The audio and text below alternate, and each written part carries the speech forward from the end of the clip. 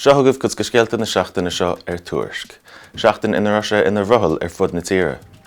Dógur meis éireann go mbeadh folámh ó buí ard tuachta a bhaim I gcuid mhaith chun dia I dtreo na seachtaine, agus níl éon nathrú mór an aimse gealta dún an seachtain seo thugann, agus tuilleadh den trumach agus san taspach le teacht. Baisúláán go mbeidh an tuacht íslí beaganín do chluthe ceannis ómán na hÉireann a bhaid agan ar an núnach. Bhí John Allen agus Mark Foley linn ar an bod sport chun súil chun cíneach a habh ar an gluthe idir gaile agus limnach agus chun na dúirmí a riint. Bhí againn speisialta agan chomá le Martin ó Ciara agus an stairí Garrett ó Tuairisc, ag féchann siar ar chuirsaí ómána in Gaile agus a limnach ar cheann cluichí idir na bhórne agus ar léachar na gomán sa dá chundé.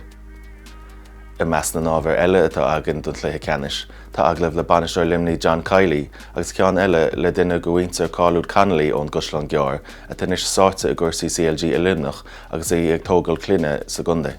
An fearmór éisctá go mhuileána bhíon éanach le heilinn an teachtain seo ar paiste cainte le heilinn I hé. Tá taig ar bheas carcaghine ógus dó ag cur faoi sa rainn le breis is cháscóir bliain, ach deir sé gúil imní ar go mbeidh deirlinn a gnó agus eistrí Abbey ag fáil bháis gan chunne. I dteach leinn, léir an Commissionéir teanga imní mhór faoi easpa dulchan cín an rialtais maidir le plán náisiúnta don Ghaeilge.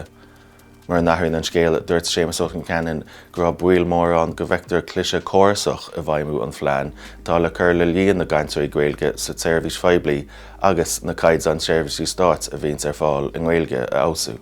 Tá na scéalta sin ar fad agus go leor eile ar Tuairisc.